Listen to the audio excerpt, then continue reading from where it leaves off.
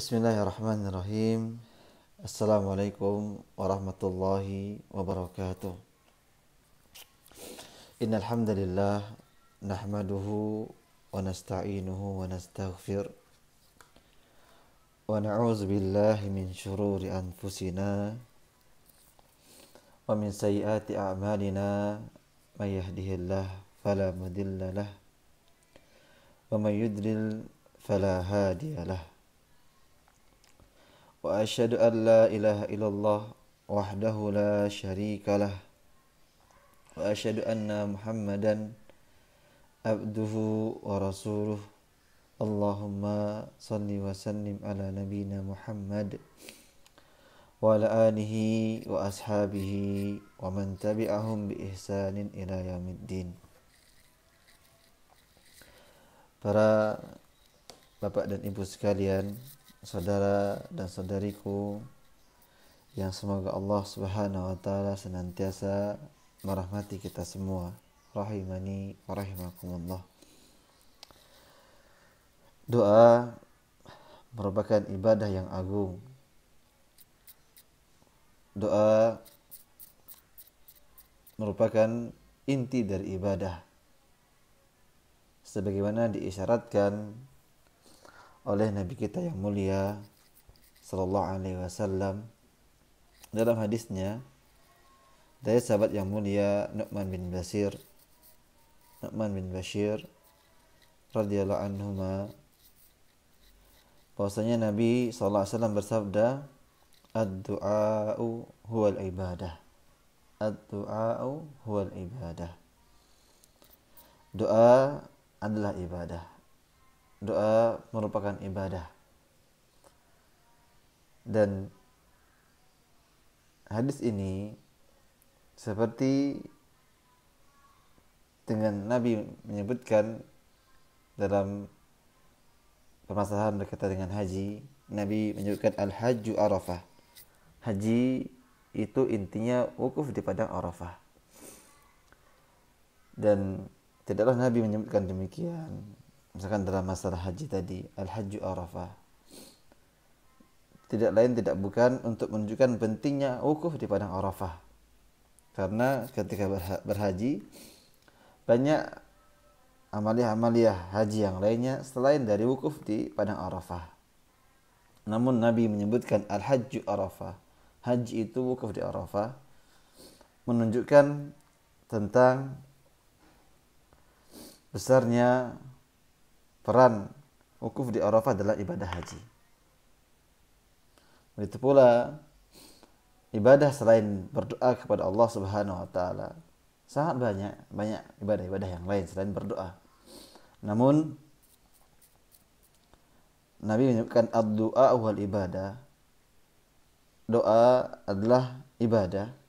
Tidak lain tidak bukan ingin menunjukkan kepada kita, mengkabarkan kepada kita bahwasanya doa adalah di antara ibadah-ibadah yang agung, ibadah-ibadah yang spesial.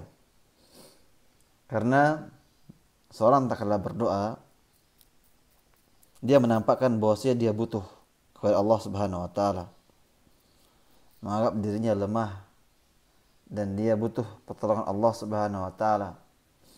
Dan perasaan dan sikap seperti ini, perasaan bahwasanya dia lemah, dia butuh kepada Allah Subhanahu wa taala, inilah perasaan yang dicintai Allah Subhanahu wa taala yang ada pada hambanya. Kalau ada hambanya yang merasa butuh kepada Allah Subhanahu wa taala, hambanya yang senantiasa minta pertolongan kepada Allah Subhanahu wa taala, Allah semakin mencintainya. Allah akan semakin mencintai orang-orang yang senantiasa merendahkan dirinya di hadapan Allah Subhanahu wa taala, dan sebaliknya Allah murka dengan orang-orang yang dia meninggikan dirinya dengan sifat-sifat sombong dan yang lainnya. Dan kita mendapatkan di antara kenikmatan para jamaah semuanya, para bapak ibu sekalian, di antara kenikmatan yang kita dapatkan sangatlah banyak. Namun dalam permasalahan ini, dalam masalah pendidikan anak atau mempersiapkan generasi Rabbani, adalah alhamdulillah. Di antara kenikmatan yang sepatutnya kita syukuri adalah Allah Subhanahu wa taala menjadikan doa yang kita panjatkan sebagai orang tua terhadap anak kita, kepada anak kita, itu menjadi doa yang dikabulkan, doa yang mustajab. Doa yang mustajab. Sebagaimana diisyaratkan dalam hadis Nabi kita Muhammad sallallahu alaihi wasallam, yang mana Nabi kita bersabda, "Salasu da'awatin mustajabat la syakka fihinna." Nabi kita menyebutkan bahwasanya 3 doa yang pasti dikabulkan dan tidak ada keraguan dalamnya, dalam pengabulan tersebut. Apa saja tiga doa tersebut? Yang pertama kata Nabi kita Muhammad sallallahu alaihi wasallam, da'watul mazlum. Doanya orang yang terzalimi, orang yang disakiti. Doanya mustajab. Doanya dikabulkan. Kemudian wa da'watul musafir. Doa musafir, orang yang sedang berpergian, juga mustajab. Dan yang terakhir yang berkaitan dengan pembahasan kita adalah wa da'watul walidi ala walidihi, yaitu doa orang tua kepada anaknya. Doa orang tua kepada anaknya. Setelah kita mengetahui doa itu adalah suatu ibadah yang agung, dan kita berusaha untuk terus senantiasa berdoa. Kenapa? Karena semakin banyak berdoa, maka semakin banyak ibadah yang kita kerjakan. Semakin banyak kita berdoa, maka semakin banyak ibadah yang kita lakukan. Dan tentunya kenikmatan yang Allah berikan ini kepada kita, kenikmatan doa orang tua itu mustajab, adalah kenikmatan yang jangan sampai kita melewatkannya begitu saja. Artinya kita lalai dalam berdoa. Lalai dalam berdoa, terkhusus mendoakan anak kita, terkhusus mendoakan buah hati kita. Karena kenikmatan yang besar ini telah digunakan sebaik-baiknya oleh para nabi dan rasul. Kita bisa melihat bagaimana kenikmatan doa seorang ayah, doa orang tua kepada anaknya mustajab, digunakan dengan sebaik-baiknya oleh hamba-hamba Allah pilihan tersebut dari kalangan nabi dan rasul. Sehingga kalau kita membuka lembaran-lembaran dalam Al-Quranul Karim, kita akan mendapati banyak sekali doa-doa dalam Al-Quran yang doa tersebut dipanjatkan oleh orang tua kepada anaknya, dari para nabi dan rasul kepada anaknya. Misalkan doa yang dipanjatkan oleh Nabi Zakaria alaihi salam dalam surah Ali Imran, yang mana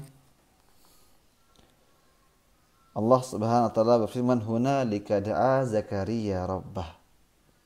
Ingatlah tatkala Zakaria berdoa kepada Rabbnya. Apa yang dipanjatkan oleh Zakaria tatkala berdoa kepada Allah Subhanahu wa taala? Qala rabbi habli min ladunka zurriyatan thayyibah. Wahai Rabbku, ya Allah, berikanlah kepadaku, anugerahkanlah kepadaku keturunan yang baik, anak yang baik. Innaka sami'ud du'a. Kemudian tutup dengan apa? Karena sesungguhnya engkau zat yang maha mengabulkan doa. Jadi kita melihat bagaimana para nabi dan rasul, mereka mendoakan anak-anak mereka. Begitulah Nabi Ibrahim alaihissalam Nabi Ibrahim alaihissalam, yang mana beliau berdoa kepada Allah Subhanahu wa taala dengan doa Rabbi habli minas solihin, doa yang mungkin sudah sering kita dengar dan kita mungkin sudah menghafalnya. Rabbi habli minas solihin. Ini doanya Nabi Ibrahim. Yang mana Nabi Ibrahim alaihissalam berdoa kepada Allah Subhanahu wa taala, ya Rabbku, ya Allah, berikanlah kepadaku anak-anak yang soleh. Anak-anak yang soleh. Dan tentunya masih banyak lagi contoh-contoh yang lainnya. Doa-doa yang dipanjatkan oleh para nabi dan rasul yang Allah abadikan dalam Al-Qur'anul Karim sangatlah banyak. Sangatlah banyak.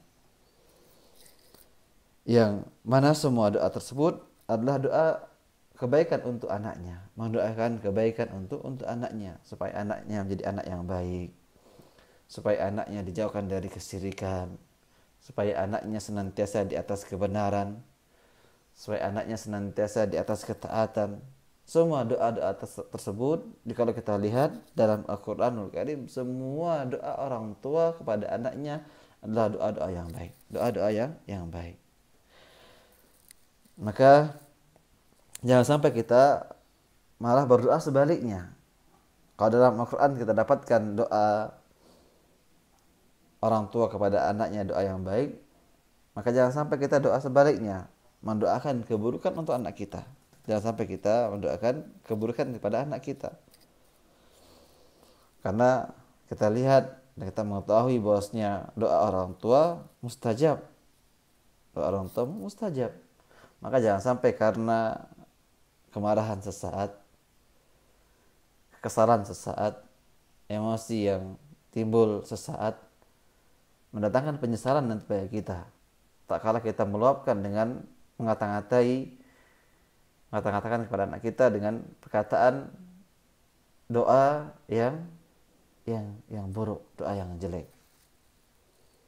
Bukankah Nabi SAW melarang kita untuk berdoa dengan sesuatu yang buruk, sesuatu yang jelek, mendoakan keburukan.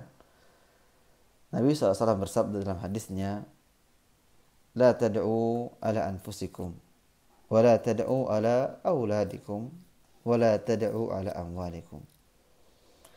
Janganlah kalian mendoakan keburukan untuk diri kalian sendiri, dan jangan pula kalian mendoakan keburukan untuk anak-anak kalian, dan jangan pula kalian mendoakan keburukan untuk harta kalian.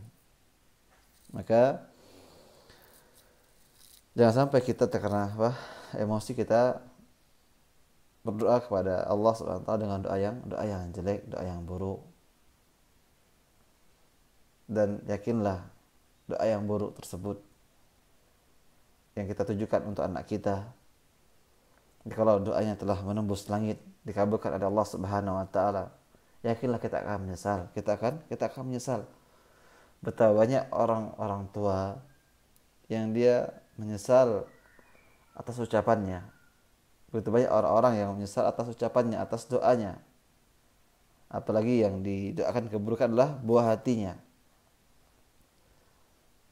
Maka para jamaah sekalian, Bapak dan Ibu sekalian, maka berusaha untuk senantiasa mendoakan kebaikan kepada anak kita, mendoakan kebaikan kepada anak-anak kita.